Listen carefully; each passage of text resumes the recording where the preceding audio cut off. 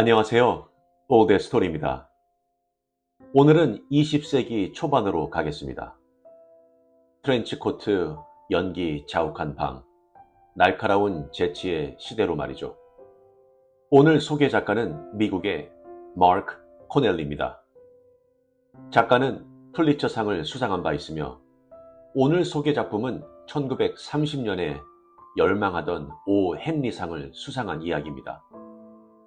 제목은 검시관의 신문입니다. 검시관 법정을 배경으로 유머와 풍자, 드라마가 어우러진 이야기는 죽음만이 아니라 인간의 본성까지 나타내주는 이야기입니다. 살아있는 자들이 죽은 자들보다 더 기묘한 이야기를 곧 접하게 될 것입니다. 그럼 편안한 마음으로 감상하세요. 검시관의 신문, 마크 코넬리. 당신 이름을 말하게. 프랭크 윙거드라고 합니다. 주소는 웨스트 55번가 185번지입니다. 자네 직업은 헬로 아메리카 극단의 무대 감독입니다. 제임스 돌의 고용주였지요? 네, 어떤 의미에서는 그렇습니다. 지미도 나도 프로듀서인 밴더 사장 밑에서 일하고 있었지만 어쨌든 나는 분장실 책임자니까요. 그럼 시어도어 로벨을 아십니까? 네, 압니다. 그럼 그 사람도 당신네 극단에 있었나요? 아니요. 그 사람은 리허설이 시작되었을 때 처음 만났습니다. 그때가 6월이니까 지금으로부터 석 달쯤 전이죠. 난쟁이를 모집했더니 로벨과 지미가 함께 왔더군요. 그 밖에도 많이 왔지만요. 그런데 로벨은 키가 너무 커서 채용할 수가 없었습니다. 그 후로는 로벨을 보지 못했습니다. 지난 화요일에 그 방에 들어갈 때까지는. 그래서 그들의 시체를 발견했군요. 네, 저기 있는 파이크 부인과 함께요. 방에 들어가 보니 둘 다 죽어 있었지요? 네, 그렇습니다. 그럼 저지 시티는 어떻게 오셨습니까? 월요일 밤에 지미의 셋집으로 전화를 걸었습니다. 공연 시간이 되었는데도 나타나질 않아서요. 그런데 집주인인 파이크 부인이 전화로 말하기를 둘 다 방에 없다는 겁니다. 그래서 지미든 로벨이든 돌아오면 전화하라고 전해달라고 부탁을 해두었죠. 그랬더니 화요일 아침에 파이크 부인한테서 전화가 왔는데 지미 방에 들어가 보려고 했더니 문이 잠겨 있다는 거예요. 다른 방에 사는 사람들은 전부 나가고 혼자 있는데 왠지 무서운 기분이 든다고 하더군요.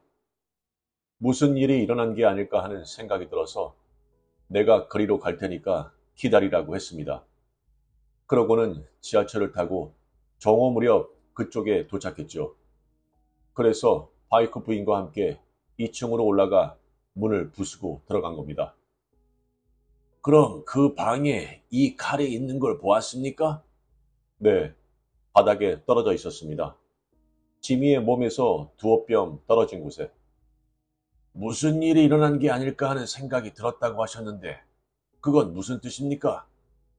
지미한테 무슨 사고라도 생긴 게 아닐까 생각했습니다.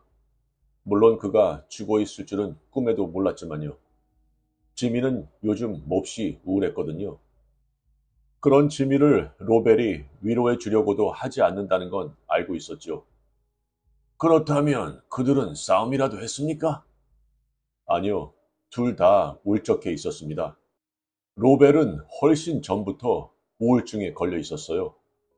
로벨과 지미는 처남 매부사입니다. 로벨이 5년쯤 전에 지미의 누이와 결혼했거든요. 그 여자도 난쟁이였죠. 그런데 결혼한 지 1년쯤 뒤에 그 여자가 죽어버렸습니다. 지미는 로벨 부부와 함께 살다가 누이가 죽은 뒤에는 로벨과 함께 파이크 부인네 집에 새들어 살고 있었죠. 그걸 어떻게 아십니까? 지미와 나는 극단에서 꽤 친하게 지냈습니다. 지미는 좋은 녀석이었고 내가 일자리를 마련해 준 걸 고마워하는 눈치였어요. 제2막의 동양 장면에 난쟁이가 한 사람 필요해서 소개업자한테 부탁했더니 15명이나 보내왔더군요. 연출자인 게링 씨가 자기는 바쁘니까 적당한 사람을 하나 골라두라고 하셨기 때문에 키가 제일 작은 지미를 골랐죠. 지미는 서커스단에서 인기를 끌 만큼 작지는 않았기 때문에 1년 가까이 일을 못했거든요. 그래서 무슨 일이든 가릴 형편이 아니었어요. 친해지자 지미는 매부 이야기를 자주 해주었습니다. 매부와 사이가 나쁘다는 말은 하지 않던가요? 로벨과는 말다툼한 적도 없었을 겁니다. 이건 뭐 짐작이지만 지미는 로벨에게 호감을 가지고 나름껏 도와준 모양이에요. 로벨은 지난 2, 3년 동안 일을 못해서 지미보다 형편이 훨씬 더 어려웠거든요. 그래서 지미가 먹여 살리다시피 했어요. 지미가 자주 말했지만 로벨은 고령 성장한 뒤로 줄곧 우울증에 빠져 있었다더군요. 뭐라고요? 고령 성장이요. 난쟁이들 사이에는 흔히 있는 일이라는데 나는 지미한테 처음 들었습니다. 난쟁이는 대개 14살 때 키를 평생 유지하지만 30살 무렵에 키가 다시 자라는 사람도 있답니다. 2, 3년 사이에 무려 30cm 이상 자라는 경우도 있다더군요. 그 후로는 영원히 성장이 멈춘다지만 어쨌든 그렇게 자라버리면 난쟁이로서는 타격이 크죠. 그런데 로벨이 3년 전에 그렇게 되어버렸답니다. 그래서 좀처럼 일거리를 얻지 못했고 그걸 몹시 괴로워했다더군요. 지미와 파이크 부인의 말에 따르면 로벨은 계속 그 이야기를 하고 있었던 모양입니다. 로벨은 일주일에 2번 뉴욕에 와서 소개업자를 만났지만 전혀 일거리를 얻지 못하고 저지시티로 돌아가곤 했답니다. 로벨은 일주일에 태반을 혼자 지냈습니다. 공연이 시작되면 지미가 사촌네 집에 묵을 때가 많았기 때문이었죠.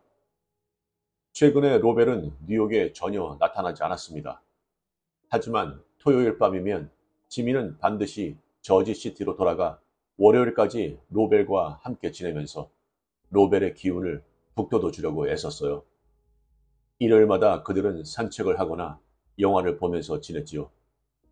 거리를 걷고 있으면 로벨은 지미와 자신의 키 차이를 절실히 느꼈을 겁니다.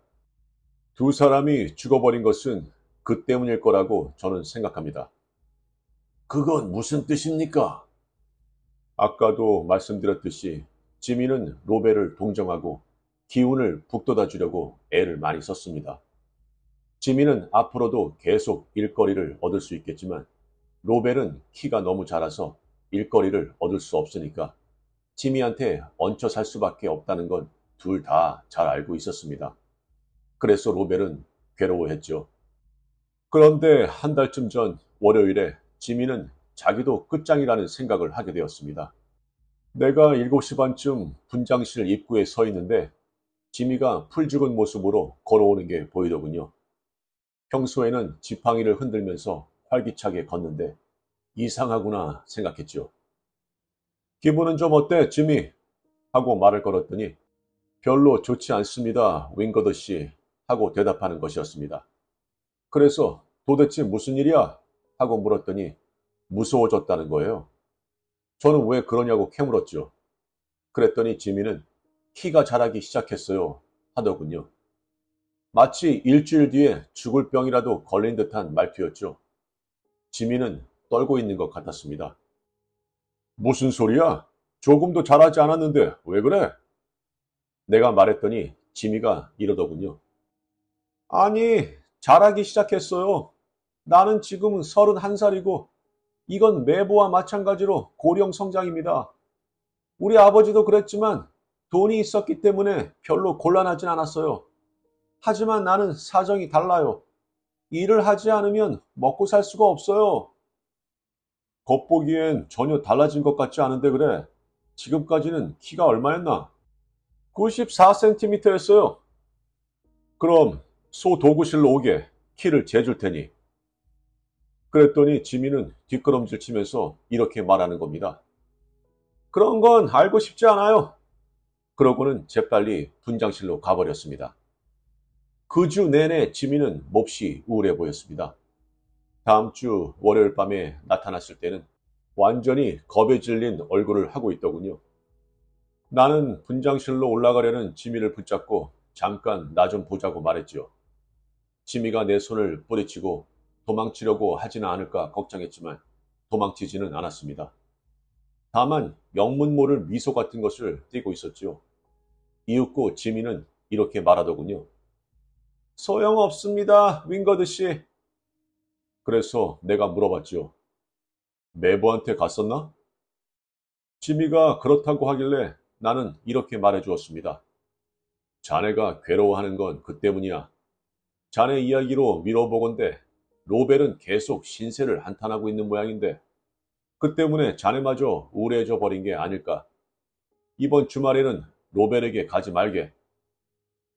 한동안 지미는 아무 말도 하지 않고 멍하니 서 있다가 이렇게 말하더군요. 그래도 소용없을 겁니다. 그리고 매부는 혼자 살고 있기 때문에 친구가 필요해요. 어차피 나도 이젠 틀렸어요. 키가 벌써 5cm나 자라버렸으니까요. 나는 새삼스럽게 그의 얼굴을 보았습니다. 슬픈 표정을 짓고 있었지만 내가 보기에는 아무것도 달라진 데가 없었어요. 키를 재봤나? 하고 물어봤더니 재지 않았다는 겁니다. 그래서 나는 이렇게 말해 주었습니다. 그럼 어떻게 알아? 옷도 딱 맞고 바지도 너무 길 정도잖아.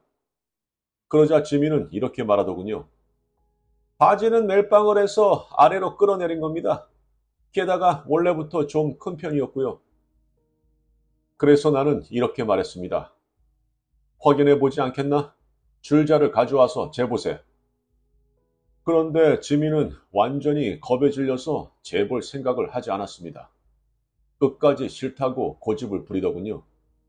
그 주 내내 지미는 나를 피했습니다. 그런데 지난주 토요일 밤에 극장을 나가려다가 우연히 지미와 마주쳤죠. 이젠 기분이 좀 나아졌나? 하고 물었더니 이젠 괜찮습니다 하더군요.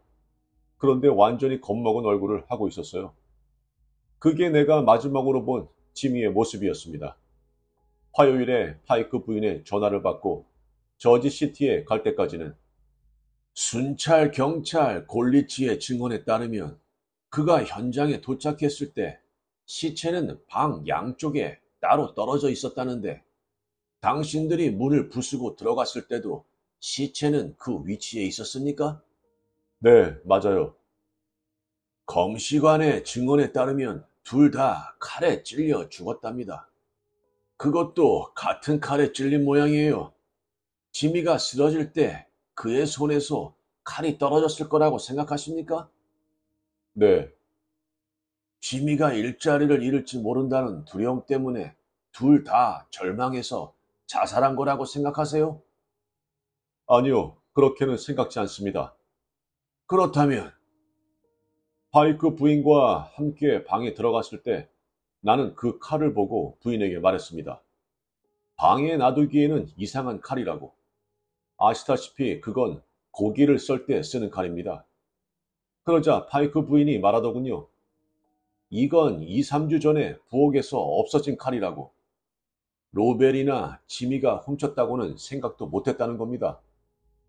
하지만 로벨이나 지미가 그런 칼을 훔쳤다는 것도 이상하다는 생각이 들었습니다. 그래서 이것저것 생각하는 동안 진상을 알았습니다. 부러진 작은 지팡이가 침대 위에 뒹굴고 있었죠? 이건 말입니까? 네, 그겁니다. 지미는 키가 자랐다고 말했지만 키를 재보려고 하지 않았기 때문에 정말로 자랐다는 확증은 없습니다. 그래서 파이크 부인한테 칼 이야기를 듣고 이것저것 생각해 봤습니다.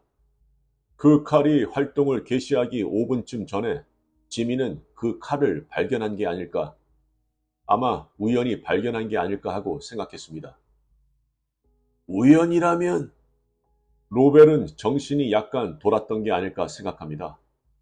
로벨은 칼을 훔쳐서 지미 눈에 띄지 않도록 몰래 숨겨놓았습니다. 그래서 지미는 그 칼을 발견했을 때 로벨이 대체 이 칼로 뭘 하고 있을까 생각했을 겁니다. 그런데 로벨이 아무 말도 하지 않으니까 지미가 직접 알아냈을 겁니다. 아니, 어쩌면 로벨이 사실을 털어놓았는지도 모르죠. 어쨌든 지미는 그 지팡이를 보았습니다. 그것은 그가 늘 가지고 다니는 지팡이였죠. 어쨌든 지미는 알았습니다. 자기가 보지 않는 틈에 로벨이 지팡이 끝을 조금씩 깎아내고 있었다는 사실을.